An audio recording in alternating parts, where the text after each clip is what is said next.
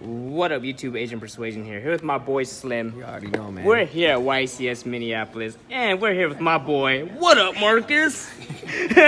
Who just got third place technically by default. Got the prize card, but you know, he's with his boy Cody. But we're here with Marcus, who's technically retired and came out of retirement, and now look at him getting top 4 at YCS. How's it feel, my friend, to be back? Feels good. Wish I could have won again in Mini, but honestly, I was very mal-prepared for this event, so I can't complain too much. Yeah, getting top 4 after being gone for how many years were you gone, brother? 2019 Nats is the last time Bella and I played. That's the last time I saw you? Damn. Yeah. That's crazy long time. Well, yeah, man. Any shouts you want to give before the profile starts, brother? Yeah, so first I'd like to shout out Bella, because me and her tested a lot the last like week and a half before the event. Neither of us were really prepared, to be honest, but you know, I just kept playing different decks while she would play like 1 or 2 decks, and it just allowed me to learn the meta better.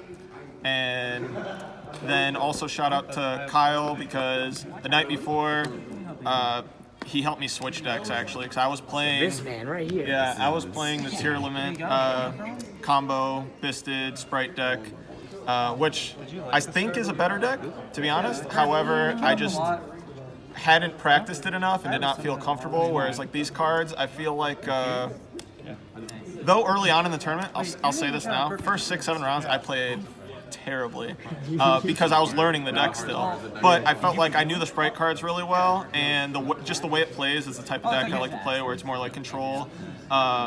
So yeah. Oh, I guess also I have to shout out TGS, my store, my sponsor. Great team. Adrian, Nick, Frank, they all helped out a lot, just getting me cards, or if I had, you know, asked questions about cards, or, you know, stuff like that. And then I guess lastly, I also have to shout out Joshua Schmidt, because I was following his stream a lot, and the main deck, I'm going to show you now, I think it's card for card the same. So, but yeah, so let's take a look. Let's do it's a 3-tip, honestly best one to draw on. 3 Slumber. This card's really good because you can use it going first. I was really contemplating cutting it to 2 and playing a different one, just because I don't like to see multiples of the same names. But just the applications it has where you go first, it allows you to trigger like your draw 3 a lot easier, so just had to play it. 3 Flashing Fire. When I side out one of these, and I actually sided out one of these in the tier matchup whenever I would go second, because a lot of the cards you want to, like, so first you can't target cards when they do Mud Dragon. Secondly, a lot of the cards you don't want to hit because they'll revive themselves or trigger new effects. Or if it's like the smaller tiers that they're specialing, like you also don't want to hit them because they're going to fuse. So it's just really awkward in that matchup. I'd rather just hope I draw like Lava Golem or Sphere Mode, or, you know, just a way to bait out a lot of negates and get to like Hidden or something. So that came out a lot when I went second. This came out against a lot of decks, but banishing 4 was crazy. So I didn't deck out anyone during Swiss, but I decked out 3 different people in Top Cut, and I think I decked out Cody twice. Damn, Cody. Hey. So, right in future. Damn, This is like the best standalone. Obviously the Searcher's good, but a lot of times, like if you're going second, you're using this to search this. 2 Field Spell.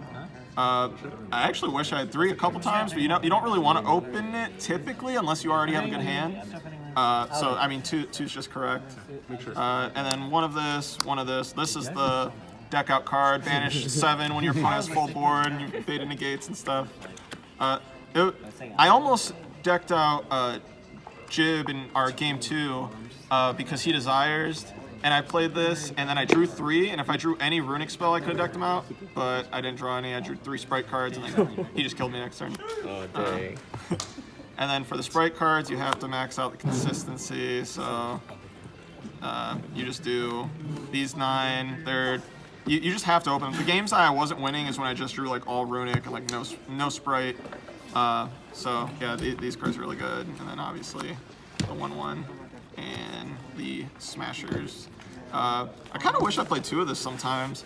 A lot of times you'll like, because you don't have a battle phase, you'll clear your opponent's card, with this, and you'll set up like interruptions, but you're in this weird scenario where it's like, all right, now I have to net advantage. If they were able to out the field spell, I have to like attempt to like clear my extra monster zone again into a Gigant to get to another field spell, and like it just felt like you were doing a lot to like using 2 or 3 cards to draw 3 cards, and then the sprite cards after you search this once had a lot of diminishing value. So a second I'd consider, I'd have to test it though. 2 Hyperia, 1 Cap, and this. Someone asked me, like, why didn't I cut this? Because the Bestials. It's because anytime you're gonna make this, you always make the Gigantic first, so it just doesn't matter, and then it's already underneath your Exceed on their turn. So, and then this card is crazy. Well, like the amount of times you go second, or even like a lot of times I'll go first. They'll Haveness. They'll end like 2 things on board, and really only one of them's an interruption, like because I'll like negate Ludicaros or whatever it's called, and then this is just crazy because it'll bounce. I did that so many times. Like that card a lot. 3 of this. I kind of wish instead of these, like, because I played so many tier, I kind of wish these were golems, or not golems, sphere modes in the main. But I mean, it was crazy when I played against the mirror or like sprite matchups or a lot of rogue matchups too. There just wasn't a lot of hand traps, so it was kind of bad going first. But a lot of the tiers players drew Haveness, so I guess it was good in some of the time. 40 in the main? 40 in the main, yep. Nice, nice. Yep. And then the fusions I did, so this is different. I only played 2 of these. I felt like a lot of the times when they cleared a field spell, this would get another one. And if you absolutely like needed this because it's a 2, whether you use your normal summon or you special, this could always just turn into a dark, and then like you can still extend that way. So there was 2 games I missed the 3rd, but overall I think it was fine. 2 Gigantic, 1 of this. I think I've only made it the Soul Sweeper only like once, maybe twice. It was okay. I might cut it, to be honest. This was really good, just for your standard ad board. This was still crazy. There's also times where, and when I show you the side deck, where you can actually kind of protect this, which was cute. I played 3 of this. This is where I disagreed, because like, 1, I accepted that I probably didn't understand the deck as well when I started playing it, so I figured I would need this more often. But secondly, there was times I wish I had like a 4th or 5th one of these. So yeah, in the grind game.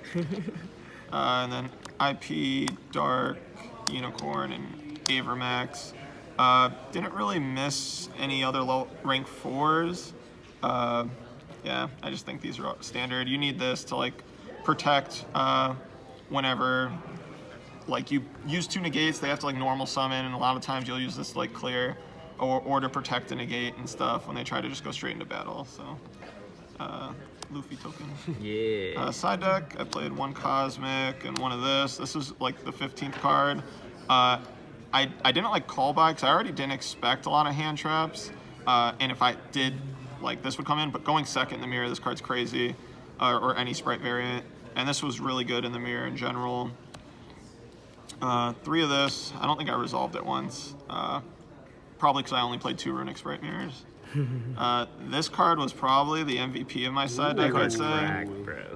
So it books the entire board, and anything left face up gets sent to grave by the player. So the reason I think this card was really good also, like when I would go first and do the Mannequin Cat play, is because my opponent oftentimes would like activate Droplet in response to Mannequin Cat effect to summon, and I would chain this, it would book my board, so the Droplet would just kind of fizzle, it would resolve, and then I'd still summon the turtle, and then I'd just win from there. But also, it's just really good against Rogue. It was really good against Sprite decks, because they leave up a lot of Link monsters, and it just kind of like auto clears the board.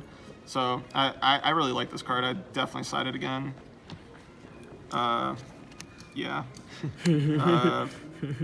1/1/1 for the Mannequin Cat. This card actually won me my last round of Swiss. My opponent double impermed me, so my board was really awkward. It was like Elf and like a Carrot, but I hadn't normal summoned, and my last card in hand was this, so I just normaled it under, and he just drew a bunch of search cards. So that was unfortunate for him. And then 3 of this. Because of how popular tier was, you know, like I said, probably more of these would be good in the main over the talents. But yeah, overall, I like the side. Probably change a few things. I guess I respected the mirror too much. Maybe I didn't need to side those, but probably would side it again. I don't know. Fair. I think that's it. Well, I'm happy to see that my boy came back to the game, at least to see me, because I missed this man. Because I love you guys. saying what up, Marcus, was something I was missing in my Yu-Gi-Oh career, and God, I missed it. But I'm happy to see that you came back, saw success, and congratulations on getting top cut, and thanks for deck profile, bro. Appreciate it. Thank you.